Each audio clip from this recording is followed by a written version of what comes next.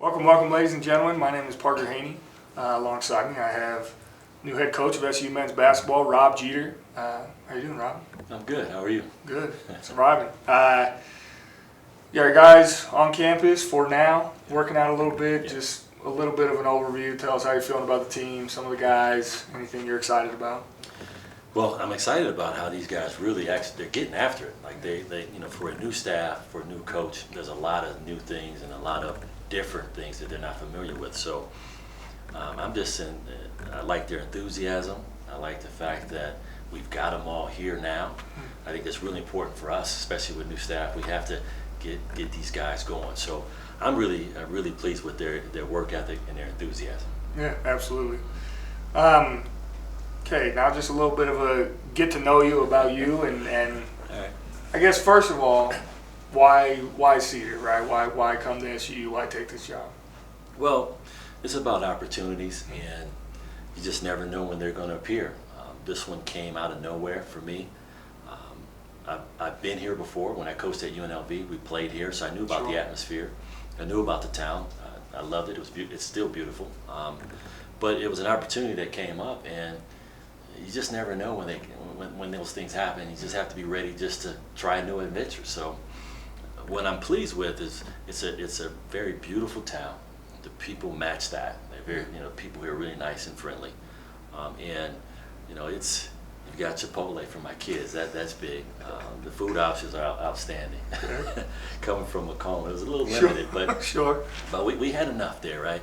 But I just think that when you start looking at the WAC, right, it is a next step up. Sure. And great competition, great coaches.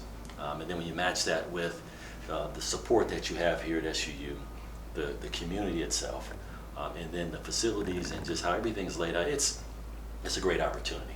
No, absolutely. Yeah. What has been your favorite thing about being in Cedar so far? Well, it's not the wind. I'm gonna tell you that. Sure. Wind So we got a least favorite thing. The least favorite thing is the wind. That's for sure. But you asked about the favorite, right? I don't know if the wind ever stops. So. I will tell you, every day I wake up and I see the mountains, it's just incredibly beautiful. I'm a flatlander. I grew up in Illinois, so didn't see any mountains. You might see a little speed bump here and there, but no mountains. I think the beauty is really captivating. Yeah. Well, you had, speaking of speed bumps, you had mentioned to me earlier off camera your issue with driving around town and bottoming out the car all the time. Yeah. Has that gotten any better? Or? No, I don't think it's going to improve. There is a really big speed bump in the neighborhood that I live in, and that took one day. The car still works, so I'm okay. But you kind of come in and out of some of these driveways. It's a challenge. Yeah. Unless you have a big Sure. tires 4x4, Yeah. and I'm through. low. So, Sure. Yeah. About your coaching staff, you got a lot of staff that either played for you or who knows somebody that played for you. How important is that to keep those relationships in your coaching staff? Yeah, so we have 4 pillars to our program, and family is one of them, right? And I think that really symbolizes what we're talking about. We're a family, and especially when you're starting a new program, it is so important to have people that are familiar with you, that know what you like, know how things are done, so that they can fill in some of those gaps sometimes. And I've been doing this now for almost 30 years, and when I go to explain things, sometimes I'm already 2-3 steps ahead, and that's where the assistants come in and kind of fill in those holes and those gaps. But it's also about reaching back and lifting people up and helping them as well. And we have a great young staff. We have some young coaches that are going to be really good.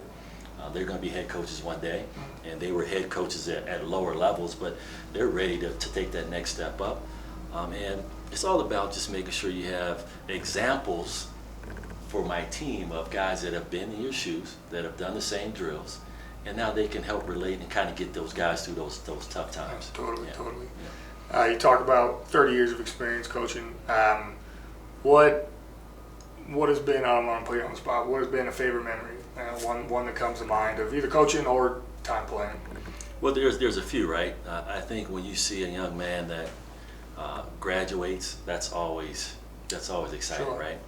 When you see a young man, when that light bulb finally goes off and they have that aha moment, like they finally get it, And it could be a message, it could be a drill, it could be anything, but they finally get it, right? I think those are special. And of course, all the big wins that you have, those things are cool. But it is more about, for me, seeing others enjoy something, right? So when that kid finally gets it, and you can see that smile on their face, that's exciting, right? Or when the fans get excited about things that we're doing, that's pretty special to me. Oh, absolutely. Well, Coach, I appreciate you. Thanks for your time, and we'll see you later.